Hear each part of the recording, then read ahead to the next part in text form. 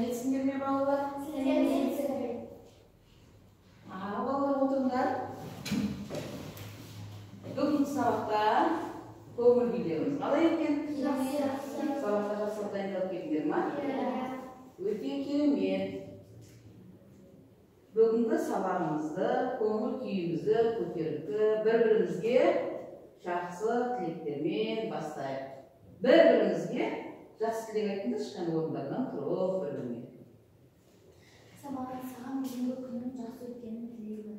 Сабақты жақсы түсініп, жақсы меңгеріп алғанды тілеймін. Сен осы сабақты бес сағат, осы сабақты жақсы түсінерсің деп ойлаймын. Мен осы сабақты жақсы түсініп, бес ал. Айша осы сабақты жақсы ұғып, бес ал. Өте керемет, балалар. Көңіл күйіміз көтеріңкі болу үшін әр уақытта бір-бірімізге жақсы тілек айтуымыз керек екен. Ал енді балалар, өткен сабақта бесіндерге қандай тапсырмалар бердім? Сіз үй тапсырмасында біз тоқыма-тоқымды заттарды алып келсін білеміз. Мен тоқыма-тоқымды шықты және бізді алып келдім.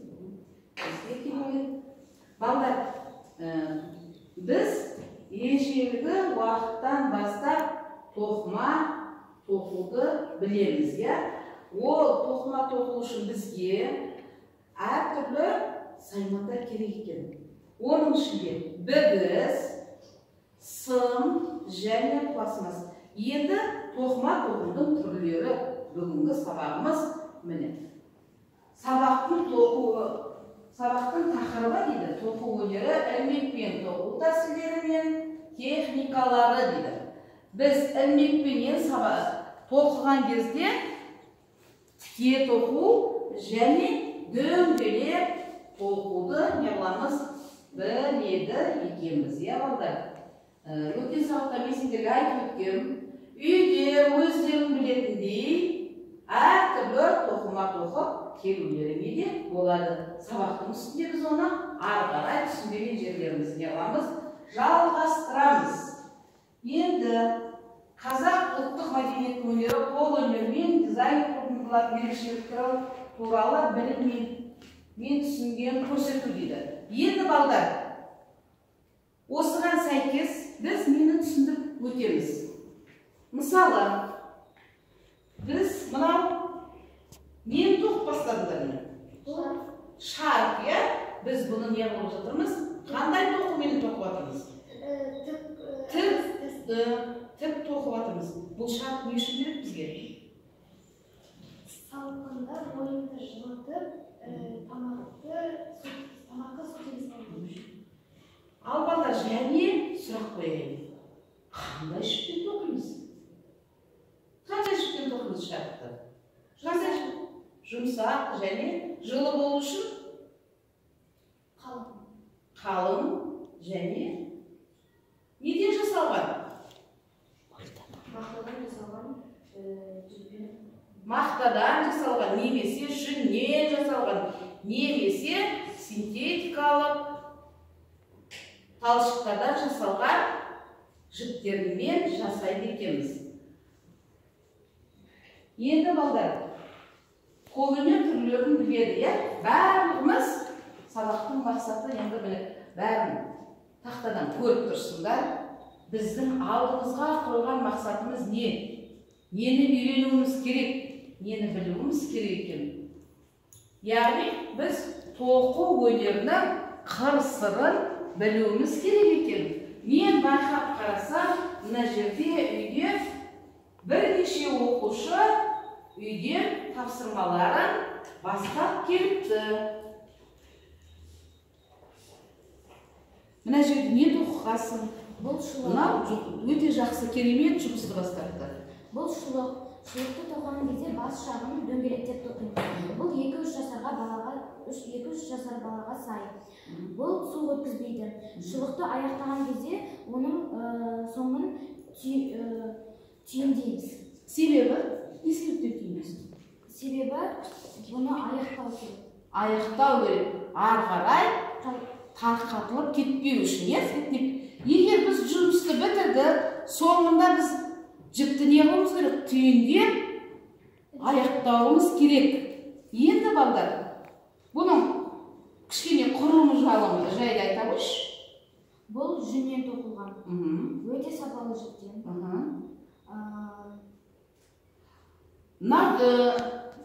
Жаңағы шұлықтың басы, иә? Яғни бұл 2-3 жасар балаға арналған сай беріледі. Сол шұлықты кию үшін мына жерін сен дөңгелектеп тоқыдың. Не себептен? Себебі бұны киген кезде тісілу үшін. Баланың аяғына ыңғайлы болу үшін осылай тоқыған екенбіз. Қазір осы жұмысыңды жалғастырасың. Ал енді балалар, мына жерде де бірнеше жұмысты көріп тұрмын. Сен үйде бастапсың, ары қарай бүгінгі сабақта не қыламыз? Жалғастырамыз. Не тоқыдың, не бастадың? Бұл шарф жұқа тоқымадан тоқылған. Бұл күз айында мұңға тағып болады. Жаңбыр жауған кездерде оны суық өтіп кетпеу үшін тағып жүреді. Шарфпен қоса не тоқуға болады және? Қолғап тоқуға болады және? Шапка дегеніміз бас киім балдар, өте керемет. Ал Ділназ не тоқып жатыр екен? Мен керемет бастап тоқып жатыр. Жіпті оң қолымен алып,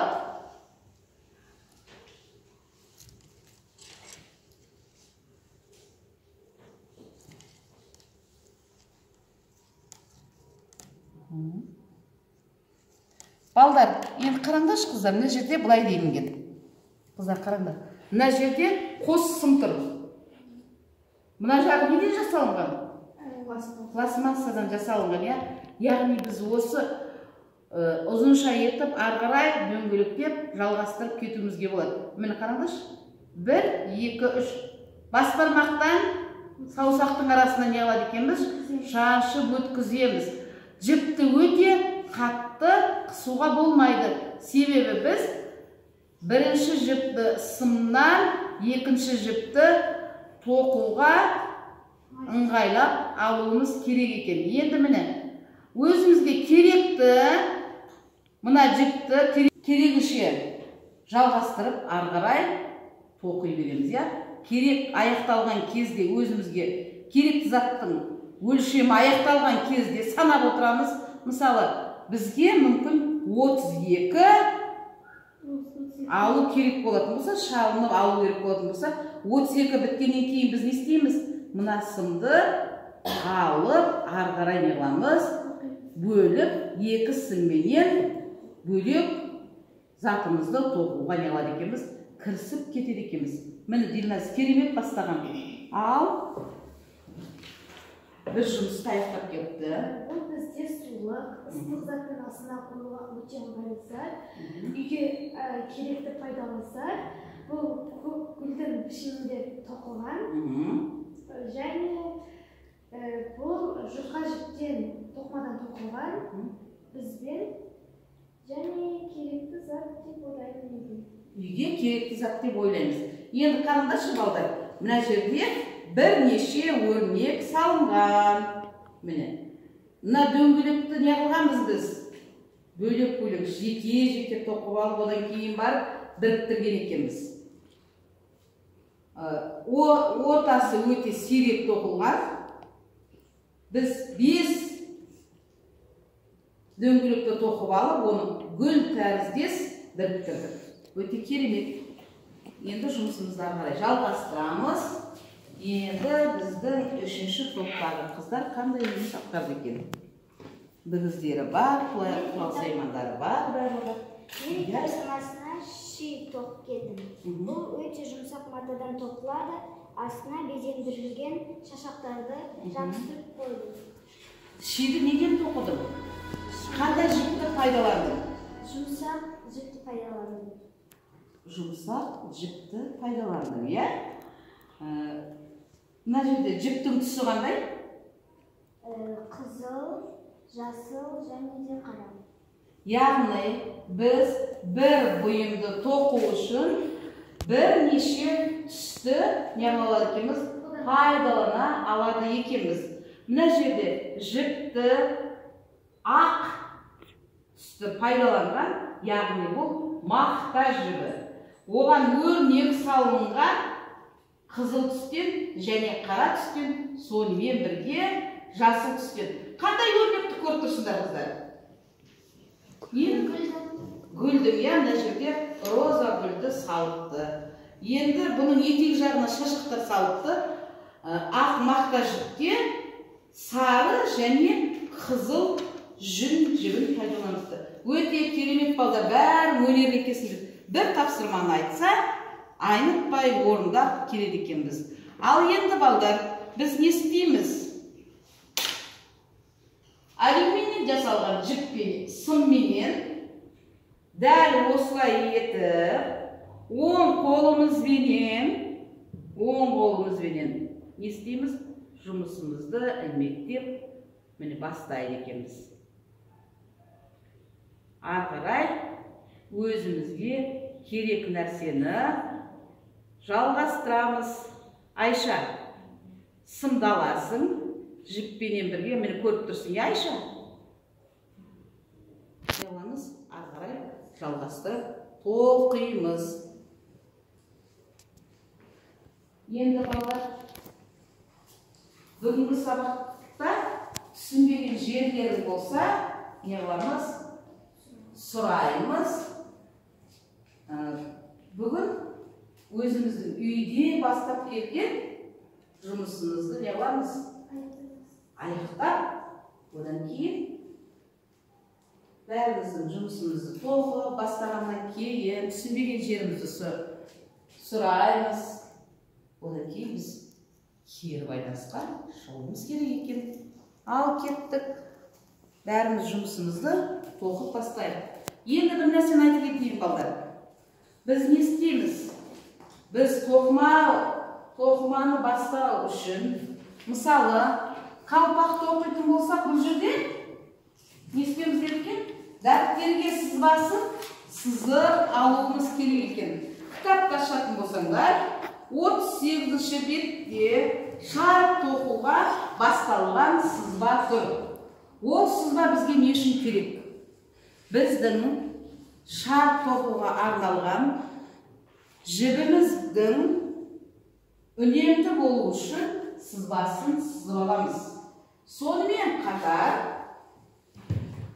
шарт тоқыған кезде бірнеше өрнектер саламыз. Сол өрнектердің әдемі шығу үшін бірінші біз не қылады екенбіз?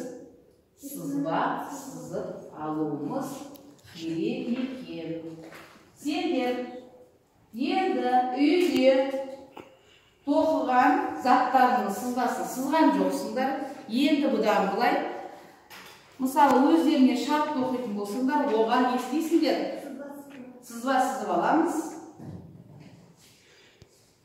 Және оны санап отырып тоқиды екенбіз балдар. Яғни сендер санап отырып тоқымасаңдар, біздің шартымыздың бір жағы дұрыс айтасың, өте керемет. Ал жұмысымызды аяқтайық. Жұмысты аяқтаймыз.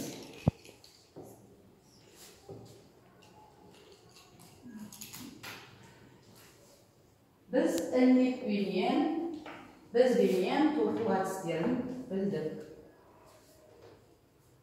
Ілмекпенен. Енді тоқу өнері сәндік қолданылған өнердің бірі. Қолмен тоқылған бұйымдар бар. Сонымен бірге олардың әртүрлі ерекшеліктер бар.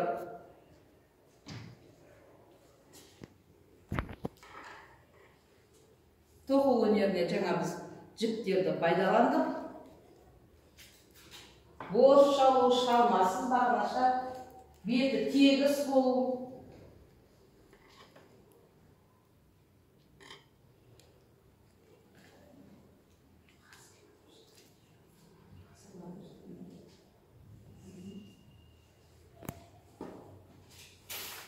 Тоқу өнері дейді, қазақ халқының ежелден келе жатқан ең алғаш киім мен бірге үй шаруасына қолданылған екен. Үй жабдықтары. Ал балдар, бүгінгі сабақтың бізге қандай пайдасы бар екен?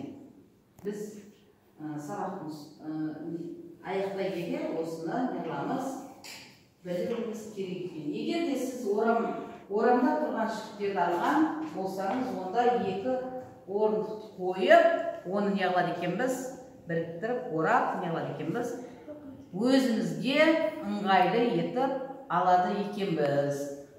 Яғни өзіміздің бар уақытта өзімізге ыңғайлы етіп жұмысқа бастауымыз керек. Енді балдар, сабақтың соңында бүгінгі сабағымызда қандай нәрселерді үйрендік, қалай тоқу үйрендік, нелерді пайдаланады екенбіз. Сендерге бүгінгі сабақ ұнады ма? Және сонымен қатар тоқудың қандай түрлерін білдіңдер. Осы сұрақтарды талқылап, жауап бер. Балдар, сабақтың соңында қауіпсіздік ережелерін сақтауымыз керек екенін сіздер айтты. Қолдарында ғана ілмектерді, тоқылған бігізді бір-бірлеріне берген кезде не істейміз? Бігіздің ұш жағымен емес, арқа жағынан бір-бірімізге береміз. Онан кейін үйде кез келген жерге тастап кетуге болмайды. Биікке қойып қоямыз.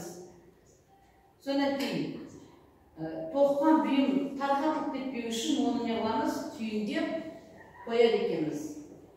Ал енді балдар, бүгінгі сабағымызды осымен аяқтаймыз. Көңіл күйлерің қандай болды? Сабақ түсінікті ме? Өте керемет балдар. Жақсы, сау болыңдар. Үйде осы бастаған жұмысты не қыламыз? Аяқтап келеміз.